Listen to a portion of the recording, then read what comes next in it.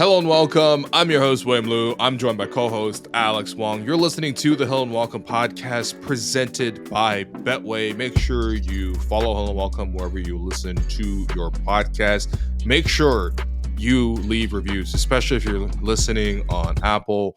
It is so important to us. It's the most important thing to us right now. We got a little petty agenda going, but most importantly, we want to make sure that other Raptor fans find the show. Where did Will and Alex go? We're here at Hello and Welcome podcast, and we're really, really proud of what we're launching here.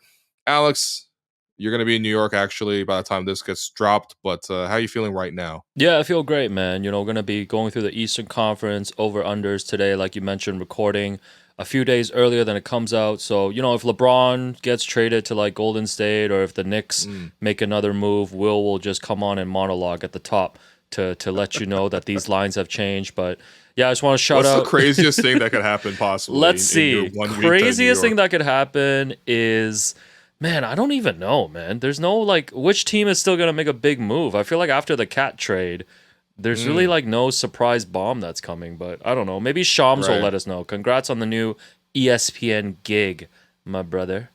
Yeah. So right. Yeah. It's just like when Marlo took over for Avon and you know, in Baltimore. It's like one after the next. It doesn't stop. You know what I mean? The drug trade, the information trade in the NBA just doesn't stop. Those are two very different things, first of all. they're quite similar when you think about it. Oh my God. Twitter news breaking is like Amsterdam, man. But like, yeah, just want to give a quick shout out to That's Twitter Spaces, to be clear. Just want to give a quick shout out to you, Elaine, and everyone else too for, you know, you guys organize a beautiful surprise 40th birthday party for me at Hong Shing. So super appreciated. I believe we're now tied 1-1 in organizing surprises for one another. You know, everything's competitive. This is a best of 7 series. So look out, brother. I know your birthday's around Christmas. I'll find out the exact date. Oh, well, you know, in the words of Avon to Marlo, surprise. Yeah, no, you were mad surprised. The funniest thing was we had to concoct a reason for you to show up at Hongqing on a Tuesday night when you were leaving on Thursday and you were very, very busy working on a top secret project. And the excuse that we ran with was that there was a meeting about Andrew Nicholson potentially wanted to collaborate on a charity situation with our show, and that we'd have to meet at 7:00 on a Tuesday to talk about Andrew Nicholson in the year 2024. And, you know, unsurprisingly, you had some doubts, but, you know, it all worked out. And big shouts to all the people who showed up. I think, you know, it was a true testament to your life so far is that it was actually quite difficult to just pare it down to 40 people. You know, like you got a lot of people in your life. You've made a lot of impressions on people. You got a lot of relationships at all the former workplaces and friend groups that you're in. And it was genuinely difficult to get it down to 40. So everybody in that room, and shouts to everyone for coming through and, you know, representing and supporting and celebrating with you. But yeah, man, you're a popular guy. What can I say? Yeah. And, you know, in the spirit of always giving a MIG award this season in every scenario that we are in, the most important guy award at my party goes to my guy, Michael Grange.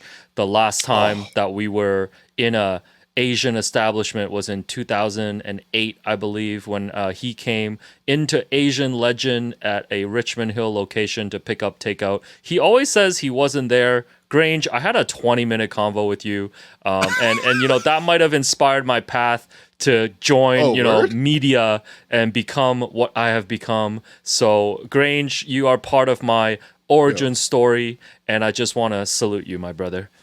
Well, were you starstruck when you saw Grange? Hell yeah, man. Yeah? Hell yeah, of course, man. Think about it. Like, you grow up and you see these guys. Like, I saw J. Lou at practice today. Made it to practice. I saw J. Lou. Wow, really? I saw J. Lou at practice today, and I was starstruck too. I was like, I haven't talked to Lou Dog for like the whole summer. It was so fun catching up with him. Lou Dog, man. Yeah. You're also my Lou Dog. Anyways, we are gonna get to these Eastern Conference. That's right. Over-unders. This is my favorite time of the year. By the way, these over-unders are from Betway. Make sure go to Betway, check out all your basketball betting needs there. So, Eastern Conference, let's go. We're going to go through top to bottom. I don't think we need to spend that much time on every single team, but let's get some thoughts on these over-unders. We'll start at the top, and then at the end, let's each pick 3 locks in the Eastern Conference, so then we can revisit them at the end of the season. So Let's do it. let's go with our favorite team to start, the defending NBA champion, Boston Celtics. They won 64 games in the regular season last year, and of course ran through some really bad teams in the playoffs on their way to a championship. There were 50 injured teams, to be clear. There were injured teams, not bad teams. So let's see. They brought back the entire squad basically, and the only departure was our guys V. Mihailuk, who left to sign with the Utah Jazz, adding Somehow in a 4-year deal, by the way, which was really them, anyway. adding in Lonnie Walker, the fourth. So really, it's the same roster. We know that Kristaps Porzingis is going to be out for the first part of the year. They are at 58.5 wins. That is their line. I don't really see any reason why the Celtics are not going to come in over this number, to be honest. Yeah, this is a really low line, I feel like. Especially because last year with the Celtics, not only did they win 64 games, but they won by an average margin of 11.4 points per game. And it, I think that a lot would need to happen for them to drop effectively like 5 games, even 6 games to hit the under here. And I think that, yeah, as you mentioned, the roster is still pretty much in the same spot. I can't envision them resting guys and sort of prioritizing the playoffs. But that's what they did last season. Like, they did that quite a bit with Kristaps. They did that quite a bit. Basically every time the Raptors played the Celtics, you can go back to look at the box score. Like, they were like, there's one game where they were like, you know what? We don't need Tatum. We don't need Horford. We don't need Kristaps. Like, all 3 of you guys take a night off because the Raptors are in town. And they still beat us with, I believe they started, who's the big center, the white guy? Luke Cornett? Luke Cornett. He started Luke Cornett and Jaylen Brown and Derek White and Drew Holiday, and those guys beat us. So I think that they're still going to manage the roster, but I think they're in such a good spot that this is for me pretty comfortably and over. What do you think about this? Yeah, I feel the exact same way, and I also feel like we talked about on an earlier episode when we did the tiers about potential like championship hangover, post championship season, what might happen. I do feel like, all jokes aside, like Jason Tatum not being on Team USA technically, and Jaylen Brown as well not making Team USA, I do feel like those are like motivational tactics, and we know like the weirdo Joe Mazzulla is gonna like find a way to really push the team. And like you mentioned, like the Peyton Pritchards, the Luke Cornett's, the Sam Hausers, like this is just a deep team that's going to be favored in like most regular season games. They're better than like 2/3 of the league. So yeah, I don't want to say any more nice things about the Celtics, but I think this is clearly a team that's going to be approaching 60 wins again this season. Let me toss you one name to watch for with them too. This year, I think in the draft, they had the 30th pick. They took Baylor Shireman. Okay. Who is was he in Uncut Gems? Yeah, who is this guy? No, but it's like, at least in college, white hooper with the tee with the headband. Oh yes, he's the guy who's kind of like he's a really good shooter. He's changed up his look, right? Like he looks like he's in the town now. I don't actually know. Yeah, I think he got grittier. I'm not sure what he looks like, on a day-to-day basis. Yeah, but from a basketball standpoint, I think he got down to like, he trimmed it. I guess he kind of looks. Wow, he looks quite different now. You're right. What? He kind of looks like Svi now. But in any case, yeah, I think he actually did a really good job in Summer League. I was kind of impressed with what he was doing. And just another guy that they're going to bring off the bench. They start cooking, and you're like, why am I getting cooked by this man? Yeah. So just warning you a heads up. But yeah, I don't want to talk more about the Celtics. Who's second on the Eastern Conference win totals? Let's go through. I want to give you 3 teams here, and we can pick one that we want to talk about the most. So we got the Knicks, the 76ers, and the Milwaukee Bucks. They're all pegged. They're all over 50 wins here. So Milwaukee is at 50.5. Philly is 52.5. And the Knicks are at 54.5. Which one of those interests you the most? I think what's interesting to me in general is those are all higher than their win totals last season, right? For example, the Knicks won 50 games last year as the number 2 seed in the Eastern Conference, and they're giving 54.5 here. So that they would need to win 5 more games than last season to hit the over here. Sixers, they were a different team. Obviously, they signed Paul George, but they finished with 47 wins last year, and now with Paul George, it's somehow 52.5. So again, they would need to win 6 more games. And then Milwaukee's actually probably the closest because they won 49 last year.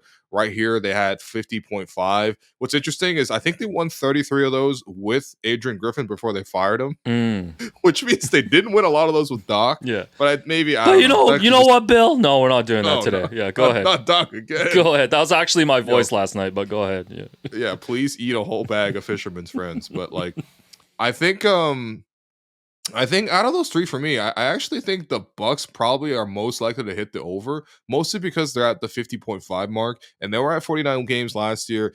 I think they underperformed a little bit last season. I think they can get above that mark. I think the coaching changes, I think all the, turmoil of last season, hopefully that's behind them. Honestly, a little bit better health too. It wasn't like the most healthy year for Giannis. I think they can get over 50. I think that's a team that really knows what to do defensively when they're good, which last season was kind of the drop off for them defensively. But I mean, look, on paper, I think they have really good rim protection. I think that they have pretty good, I guess a little bit deeper, although we'll have to see what happens with Gary's arm. Hopefully he's okay.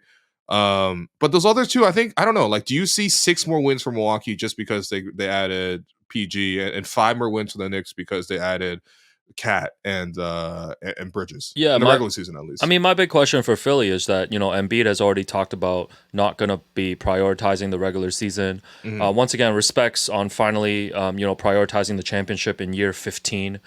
Joel, I really respect that. It's not year 15, yeah. I mean, man. give or take. Yeah. So I don't know how much the Sixers are going to be prioritizing the regular season too. Like, they have other good players like Maxey, Paul George, all their depth adds, but it's like without Embiid, like, are you going to be giving away maybe 4 or 5 games over the course of the season because he's sitting? Well, one thing to factor in is even if Embiid's sitting, he's still going to probably play more games than last year. Remember, that's I think fair. Embiid might have only played like 40 games last year, at least regular season wise. Let me check that up while you. But my big thing is, I know the Knicks are getting a lot of hype, like you mentioned, adding Bridges, adding Cat.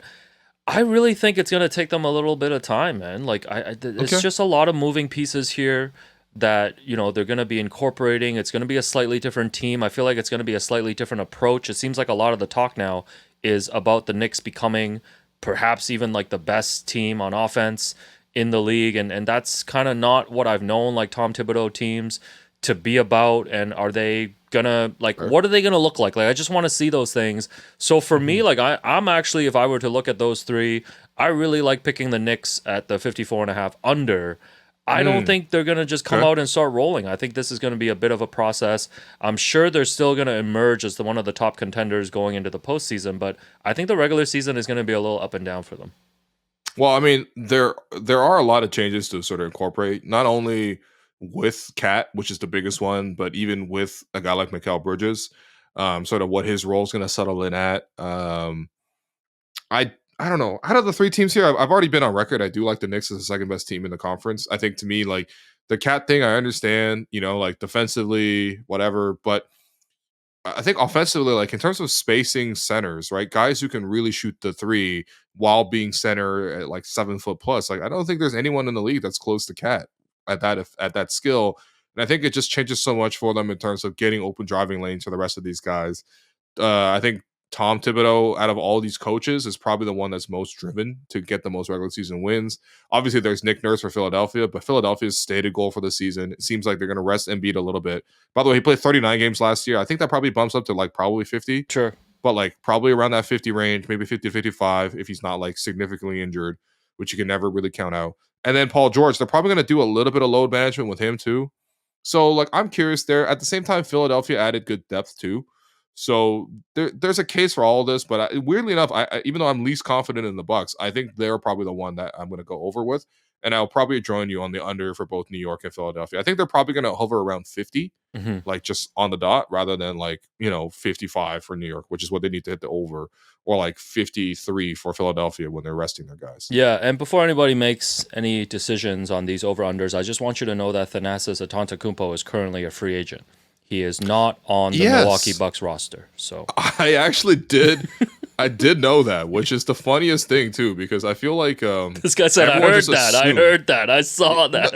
There was a tweet that went around yesterday. There were like, people don't even know that Thanasis is not on the Bucks, and I was shook, and I had to look it up. And I was like, oh yeah, he really isn't Yeah, on the you go Bucks. to his Wikipedia page. He last played for the Milwaukee Bucks. Ah, So he's injured right now. I believe when he gets back healthy, they'll yeah. slide someone out into unemployment and create that spot for Thanasis. That's the nasty part about nepotism. Not necessarily just because they're signing people because they're family, but Yeah. like someone's got to lose their job so that this Yeah. has to happen. No, it's So all good. It's I all don't know. good. Okay, let's go to this next group. This So wait, hold on. Were you over or under on the Bucks? I'm Bucks tracking this right Bucks now. I'm going to go I'm going to go over. I do feel like they Okay. get in that 50 51, 52 type range. Yeah.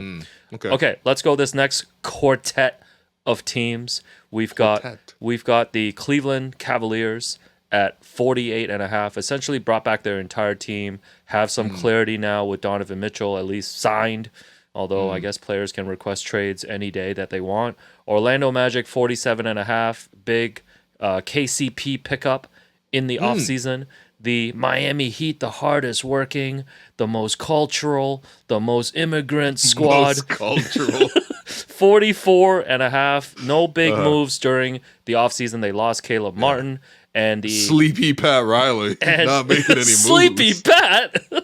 Oh man. And the Indiana Pacers who are bringing back running it back.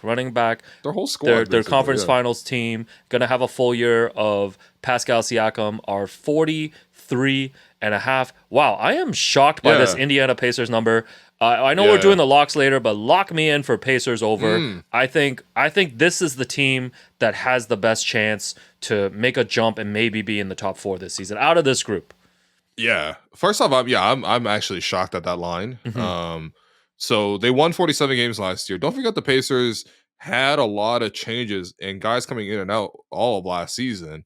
I think the one thing they might be looking at is their point differential wasn't that strong. It was only like plus 3.1, which is like, but then again, that's like enough to be like a 45 win team even.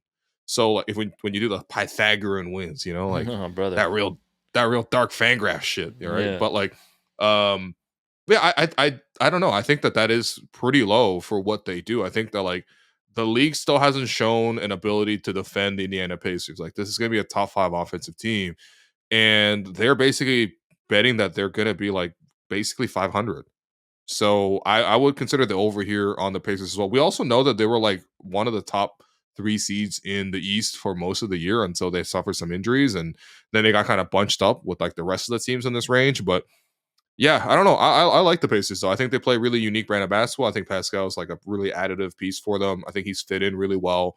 I also think that like even for the Pacers, I know Pascal like is in shape, but I think that like being in Pacers shape is different just because they want to play the fastest pace in the league. Mm-hmm. And I know that's been one of the focuses of the offseason for him is just to get into that speed, which is crazy. Because remember Pascal when he first came in the league was known for like streaking ahead of everybody and getting the fast break layups.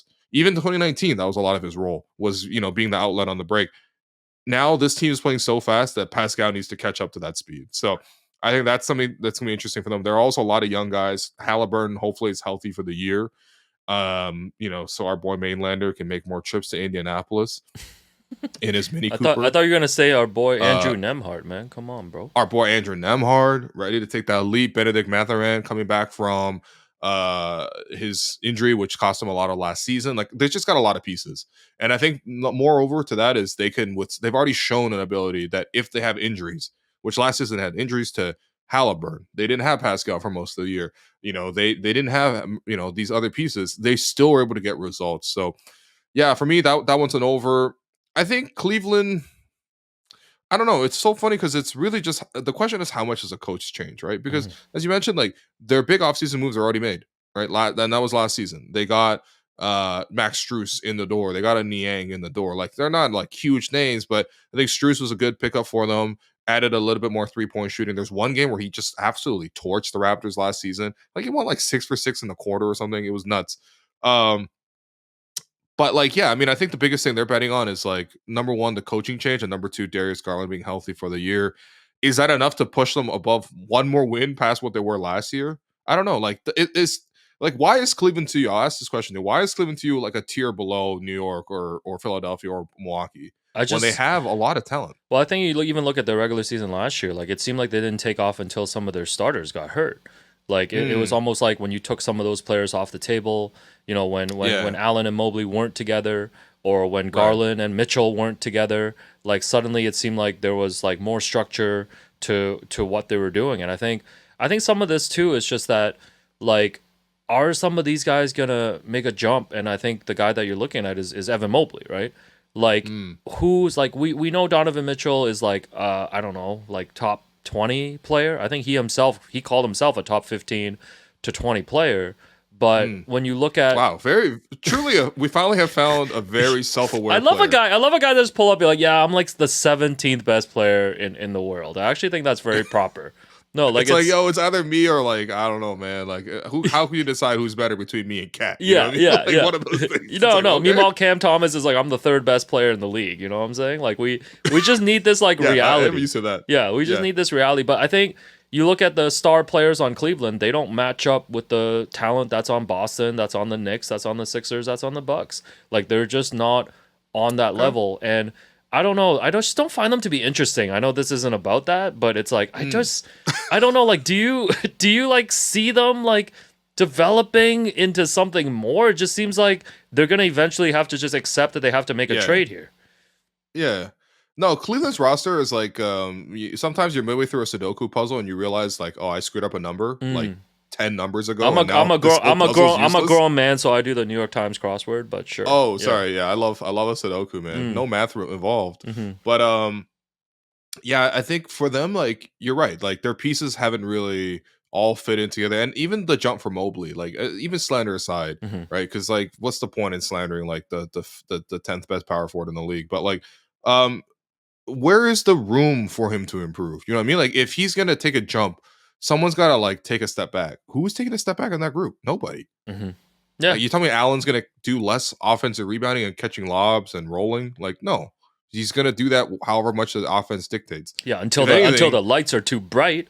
Yeah. wow, yeah, and then like Garland is like actually probably gonna be better than he was last year because he was dealing with he had like a crazy, I don't know, he had a whole bunch of issues. Like he couldn't eat I properly. actually love Garland. Like I think Yeah, Garland's a really good player, but again, it's just okay. the makeup of the roster. But And then Mitchell's yeah, Mitchell. Like he's not gonna give up shots. He's like clearly the best offensive player and yeah. best scorer for that team.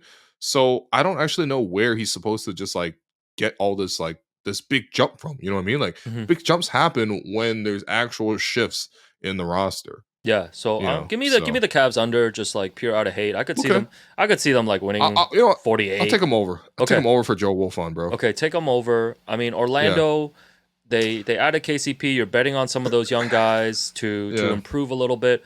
I like Orlando, man. I think Orlando's one of those teams that's just gonna grind out a lot of wins. Like this, just their style Okay. of play, I think puts them in a good position to kind of win a lot of those kind of like I don't know like toss up games. But man, 47 and a half. Their Like offense is just you're bad, telling me man. Orlando's gonna approach 50 wins? Am I willing to believe in that? So the Orlando thing is their point differential was +2 Okay. last season. They scored 110.5 points and they gave up 108.5. Right. So defensively, that's like one of the lowest marks in the NBA. I think in terms of in the league they were top 5 in how many points they allowed. Hmm. Hmm.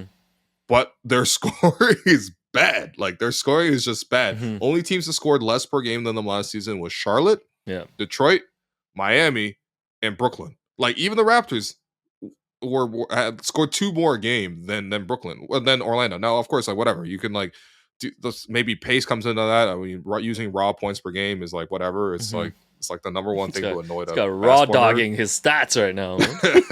No, we can't just count how many points they have. We gotta like prorate it and pace adjust and all Sure. whatever, blah blah blah. Yeah. But like the point is that like their offense is just not very strong, and I think KCP coming in helps. Hmm. There's no doubt, right? I think that, but it's not like a game changing kind of piece No. for them, and I think that like whatever internal improvements that's got to be Franz Wagner finding his 3-point shot again. Hmm. That's got to be Paolo Banchero finding a way to Yeah. be a little bit more efficient than he is. 'Cause we know he can China's score. favorite. Yeah.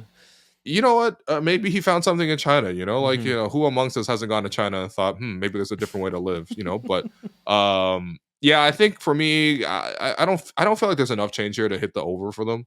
Okay. So Yeah, I haven't really taken a lot of unders here, so I'm gonna take an under here. yeah, What do you take for the Magic? yeah, I'm gonna take under, and Okay. for the Miami Heat, I just Miami is just so annoying all the time, like every season. I just know at 44.5, they're just gonna grind their way to Yeah. 45 and Right. 37 because Jimmy Butler showed up on media day, and I believe there's Mm. now whispers that he's gonna take the regular season seriously this year. Oh, So finally, year wow. 17, man. Appreciate you, Jimmy, Why are you for adding so many extra years to for all these guys' showing up. careers, man? So I'm gonna take Miami over just on a technicality that they're gonna be Uh-huh. annoying and win 45 exactly. So, but Yeah. I mean, the Miami team again, that's another team that I feel like it's run its course. I know there's a Yeah. lot of whispers. Jimmy seems like the most likely next star player to be on the move. So Mm. I do feel like they're heading towards whatever the rebuild looks like around, I Sure. guess, Bam Adebayo, and that's it. Right. And Nikola Yeah. Jovic. I don't know. Apparently he gained some weight, Okay. Cool. Yeah. See, Miami's just so Yeah. boring, man. Well, I Until mean, they we're upset a 2 seed in the first round. They're yeah. so boring. No, we're Yeah. used to like Miami like having big free agency changes and obviously being in Miami like they're like a Mhm. prime destination for this. Mhm. And obviously the Heatles and all that kind of shit. Even like them getting like Jimmy or like Kyle, you know what I mean? Like they Mhm. they get big moves.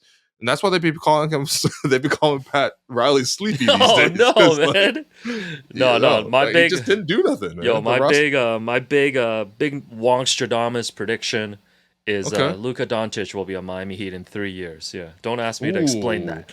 Okay. So yeah, I'm taking Miami over. Okay. So Interesting. let's not talk about the Okay. Heat anymore. Just make your damn pick.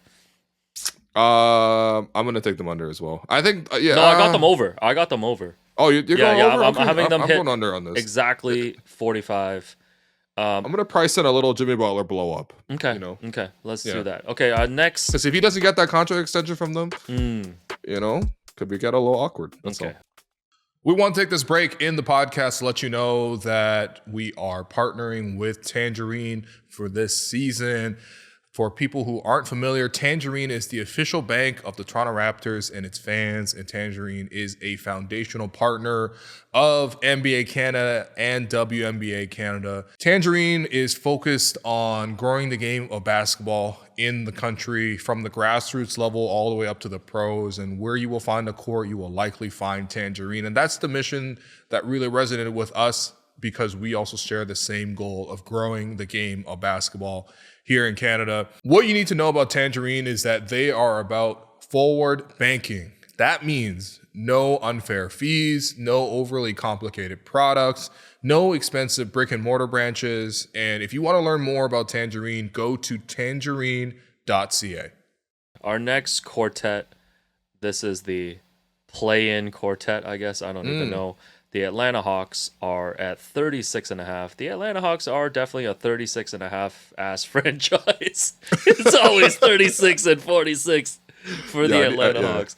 Got rid of yeah. DeJounte Murray. Zachary Richechet is in. Not really sure what they're doing with their roster as of right now. The Raptors are Raptors, and the Charlotte Hornets are both at 30.5. Oh man, how far have we fallen?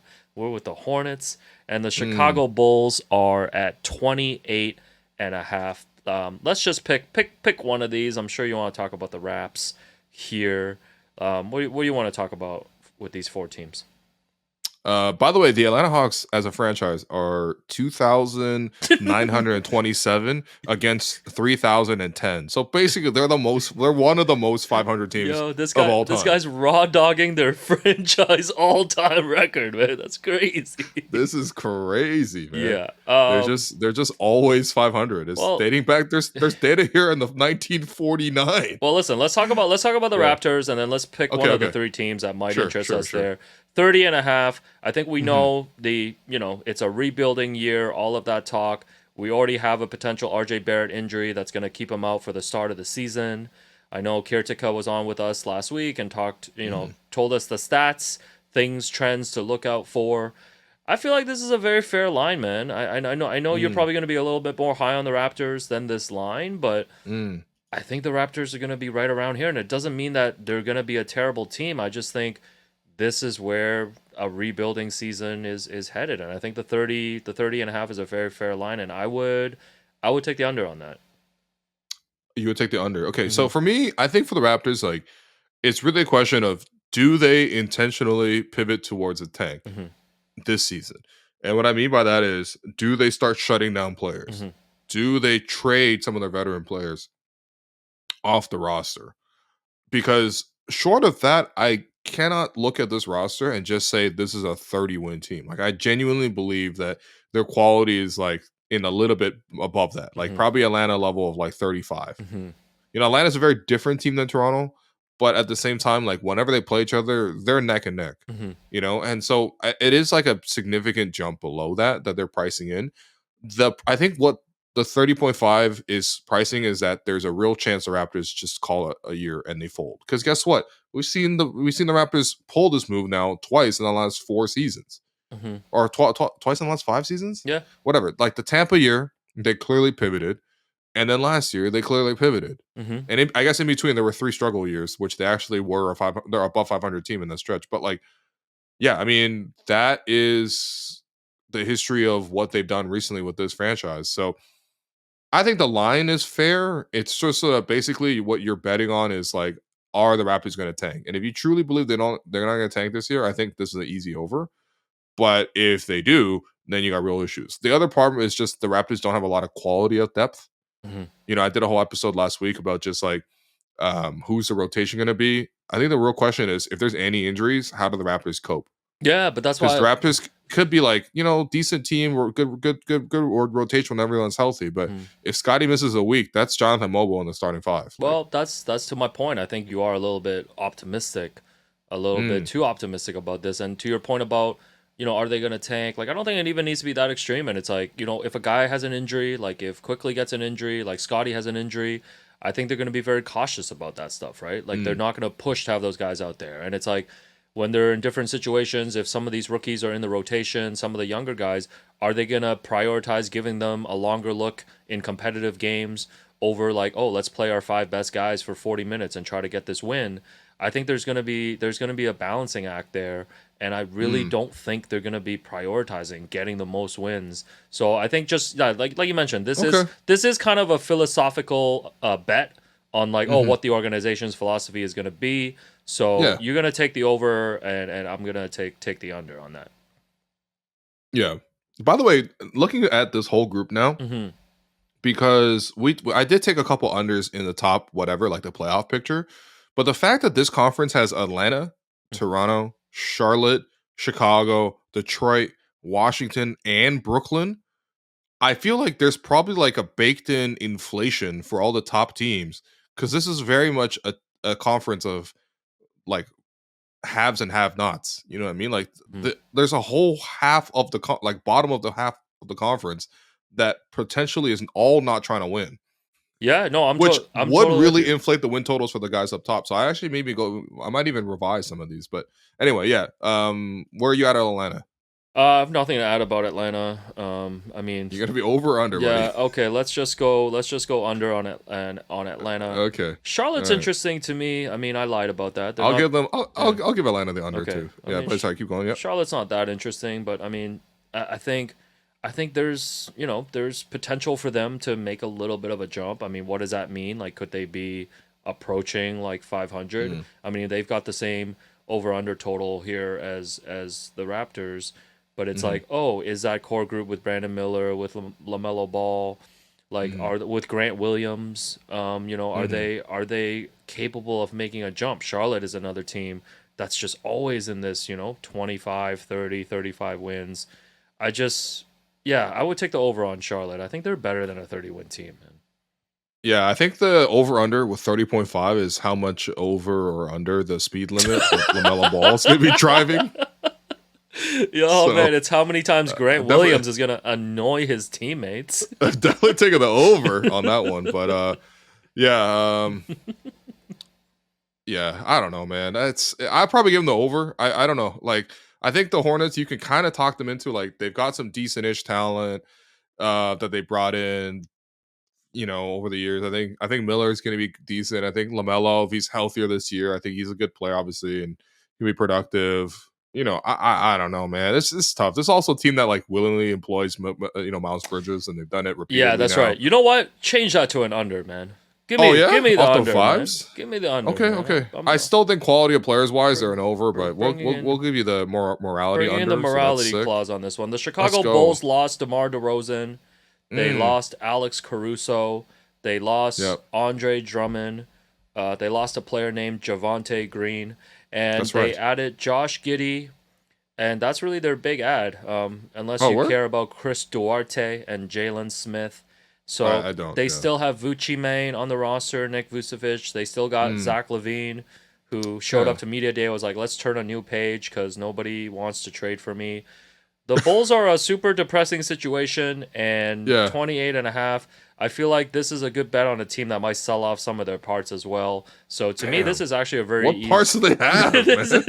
They got some Who we spare selling? parts. You know those garage Yeah. sales when you find a couple CDs and stuff like that in there. Maybe like a Wendell Clark poster.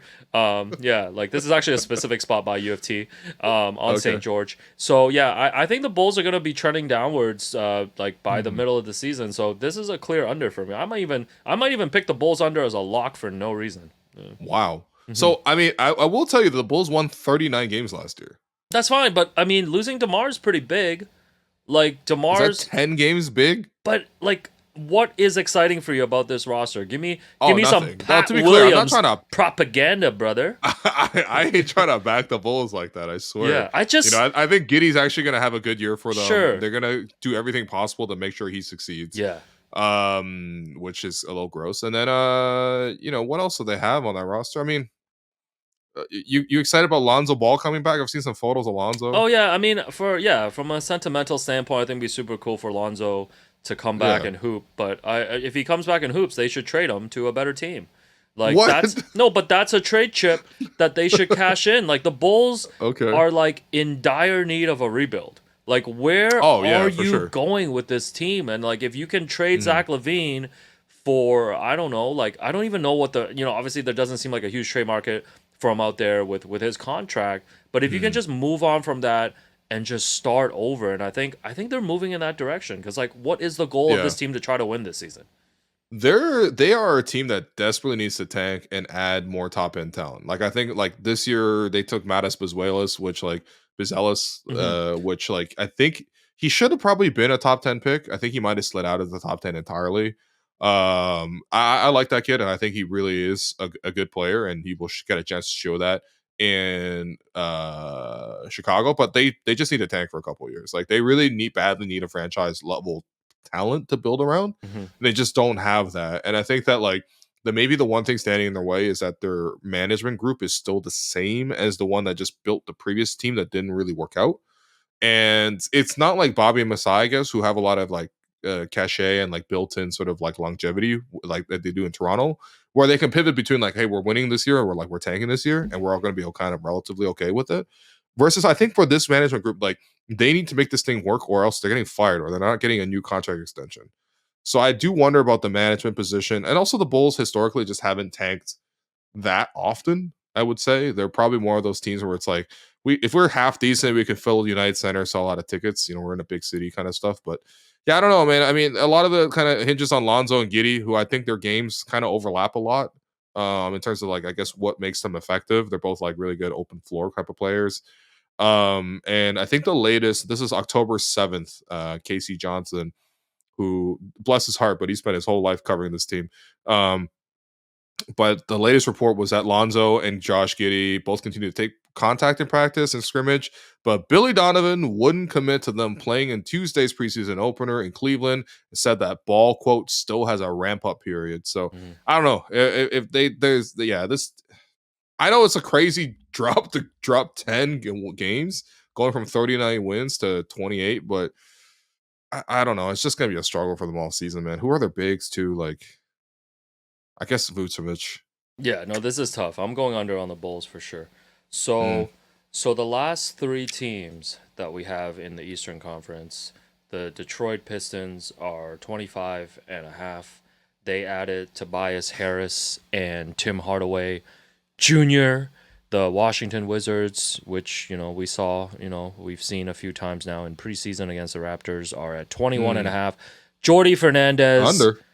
Fernandez's Brooklyn Nets are at 19.5. Of course, they lost Mikal Bridges. They somehow worked to get their first round pick back. So now they have incentive to be terrible this season. You know what? Give me the Pistons over. They're a 26 win team to me. So 26 wins for the Pistons puts them over. Give me the Wizards and the Brooklyn Nets under. Free Jackie Sway. Okay, so first off, let me give you some numbers on this, okay? Because the end of the conferences are usually probably the most wacky and probably the ones where you can make some money on these. So you're taking the over on Detroit, which means at 25.5, let's say you're saying they're a 26 win team. You're aware that Detroit only won 14 games last year. I'm aware, and I'm aware they had what was that streak that they snapped against the Raptors? Like a 28 straight losses, right? Like, even if you take out the fact if they're not going to be that abysmal this year, like that's already approaching like 20 wins. I'm begging the Pistons to just win 26 games. Like that doesn't even make them a good team. That still makes them a terrible team. Like a 26 and 56 record is nothing to be proud of. No, for sure. Yeah, no. give me the. I just feel like somebody's got to go over in this group. I mean, it's possible. I mean, I'm looking at the standings from last season, like you are as well. Like you mentioned, like Detroit was at 14, Washington was at 15, Charlotte was at 20. They got B-ball Paul now? Yeah, Charlotte was at 21. So, all these three teams could go under, but you know what? I just want the Pistons fans to have a little bit of happiness, and that happiness means 26 wins this season. So, I mean, it's just tough. I'm just saying that, yes, adding some of these guys helps to some degree, but I don't know, man. Even when you're at the very bottom, I don't think Tobias Harris and it's not like Detroit. It's not like Detroit doesn't have talent on their roster, right? Like even like Cade Cunningham is not like a bum. I just think they have guys there. They're going to be a great 26 win team. Yeah. Okay, but can I go through this Detroit Pistons extended exercise with you? Sure. How many other guys would start over their Raptor counterparts? Sure. Okay, well I'll just give you a couple of names. All right. Yeah. Cade Cunningham. Sure, Cade could be in the starting lineup. Would he start over RJ? I mean, yeah, sure. I don't know, man. You don't think Cade's that good? Like, I think RJ is very effective at what he's doing for the Raptors in his current role. Sure. Well, I don't. And so even though Cade is probably a better all around player, he was the number 1 overall pick, but I think that's a tough exercise. It's weirdly not a slam dunk for me. Well, it's a tough. This is a tough exercise too, because you're looking at the fit and all the sure, stuff. So sure. I'm just saying Detroit got some guys. Yeah. Okay, I think the better comp is would you start him over Scotty, and I think easily I would take Scotty. Of course.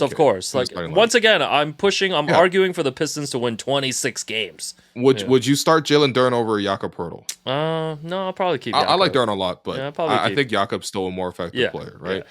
And then you go down the list. Obviously, their point guards, I don't know, Jaden Ivey. Sure. I definitely take quickly over him. I definitely take RJ if I need to win a game tomorrow over Sar Thompson. Sure. And it's we're saying all this. We're saying the Raptors are a 30-win team, and the Pistons don't have one guy that would start over top of the Raptors counterparts. Yo, just give me Detroit over, bro.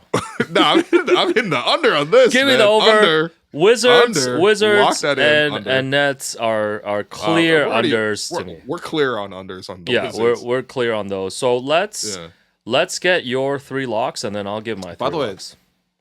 Yeah, let's get those. But I will have to say that the Brooklyn Nets somehow won 32 games last year. Yeah, because so you're telling me that they're gonna lose 13 more games.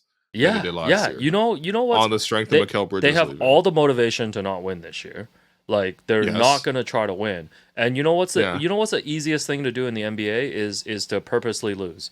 It's not that hard with a roster like that. So I just. What about how did they win 32 games then last year? Because I don't know, man. They had Bridges. You don't think Bridges makes a difference? I mean, bro, he was not making a 13. Cam Thomas was out here gunning and stuff. There's just no motivation for this team to try to win any more than 15 games this season. They're not going to do it. I'm gonna back my Brooklyn Nets, man. I'm gonna hit the over on this They're team. not gonna do it, Just man. doing this for fun is so Oh funny at the my bottom of the god. standings. No, Oh. if they win 20 games, they'd hit the over. I'm gonna give them 20. All right, fine. All right, let's Yeah. make this locks. Let's make these locks a little bit more fun. Let's each take turns, Okay. so we can't pick the same team. So like we have to. So We'll you go. draft. Yeah, you go All right. first. Here, draft your first lock. I'm gonna drop my first lock. That's gonna be Indiana Pacers to over. Damn it, man. Yo, can I trade for that? And a half. Later. Okay. No, actually, no. Okay. Jerome's like shaking his head right now. Lock will. Okay, All right. you are taking That's the my first pick. Pacers. Yeah. They won 47 games last year. They only have 43.5 here, and like I'm just like, I think they're. Come on, man. I mean, you're basically saying they're barely a 500 team if you're saying that they're gonna win 43 games. Yeah, I love that yeah. one, man. I love that one. Yeah. Give me the Knicks. Your first pick. Give me the Knicks 54.5 under. Oh, Yeah. damn. Lock that in. Okay. You're that low on the Knicks. I'm not that low. If they finish with 50 wins, it'll be a really good season, and they can go into the playoffs and be a contender. Like, I just, I don't know. You don't think that Tom Thibodeau is going to be squeezing every last win out of these guys? I'm not riding the hype train on the Knicks just yet, man. All right. Next one. I think I'm actually, man, it's a little nasty. You know what? I'll take a lock on the over on Cleveland at 48.5. I think 40.5. Like, it's high for them, but I'm just thinking about the rest of the conference as a whole. With there being at least 5 tanking teams in this conference, I feel like everybody's going to get a bit of a bump. They got 48 wins last year. They changed the coach. They're a little bit better than last year, just based on improving health for those guys. I mean, they just need to win one more game than they did last season. Let me just give them that one more win. Okay, I like that. So I'm going to take the Brooklyn Nets under. That's going to be my second lock. Okay. Why, man? They need that draft pick. This is the best draft in 3 centuries, and this they're gonna tank. They need that draft pick. Like, they desperately need that pick to be like whatever it is, top 3 odds and stuff. Like, they're not gonna try to win. Last one here, I think. Oh man, I'm gonna do this, man. I'm gonna lock in the Milwaukee Bucks over. Man. This guy is gonna be following the Cavs and the Bucks win total this season as well. I love the Central Division. Yo, you know what we should do when the Cavs and Bucks play this season? What? Yo, we should head to Greta, man. We should head to Greta, check out some NBA action there. That's the spot for. They got NBA TV in there. Yo, we can talk to them, see what they can put on the big screen. I think they probably could put whatever you want on the big screens. Yeah, we can check these matchups and follow our over-unders at Greta all season long. Best plays for, pre-game, during games, post-games. Play a little Mario Kart, play a little pop a shot, check out their who's your Mario Kart character, man? Who's your main? Probably Yoshi, Yoshi. Yeah, Yoshi's my guy. He's a little, he's swift. He got a little speed to him. He's like a Jose Alvarado. Out there on the tracks. So when I'm feeling angry, maybe I go Wario, just have a little edge to me. Right. So take a little fart on the track. Yeah, what? So anyways, Greta's the place to be in, and we can spend our time at Greta this season tracking these over-unders. And I guess I gotta pick one more. So let me go. You got one more, baby. One more. What do you got? I'm bleeding green right now. Give me the Celtics over. That's actually pretty good. Celtics one. over. I kind of bricked that one. I should have taken that one. Yeah, so I do love that one.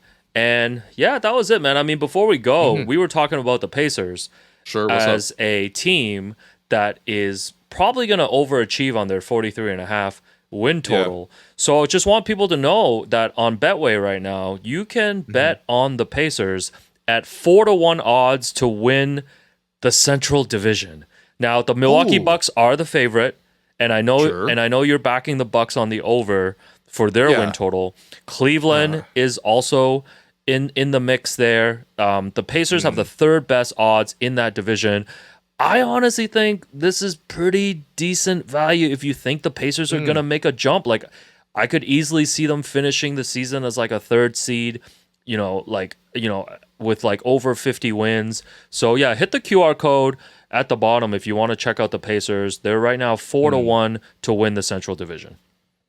Are the Pacers going to be like the bandwagon team you jump on this year? Well, You know, as a Raptor fan, we're gonna if we don't make the playoffs, which we probably won't. Like, well, we're gonna get to the Western Conference in the next episode. I think the okay, bandwagon team is gonna be I don't know, OKC or Memphis. out west. Yeah, I think it's gonna be one of those. But yeah, I don't know. Bandwagon in the East. Man, I don't know. I guess it would be the Pacers. Yeah, it's either Pacers or Knicks for me. It's just easy to root for former Raptors. Yeah, no, that's fine. Yeah, 30 Go games Pascal, of 30 go games OG, of OG, you know, in the regular go season. Precious. Go Precious Achua. Yeah, so that's our Eastern Conference over-unders, man. Let us know if you agree, disagree, what your locks are. There you go. Yeah, I'm looking. I feel like the bottom of the conference is so bad. I think when you list out the win totals in this range, I'm like, oh, it falls off a cliff. Like, yeah, it's tough. But we'll see. We'll see which side of that cliff the Raptors end up on. But yeah, we from our Western Conference over-unders, we're gonna do that episode later this week. So check it out. Otherwise, you've been listening to the Hello and Welcome podcast presented by Betway, and for myself, Will, and Alex. Catch you in a couple days.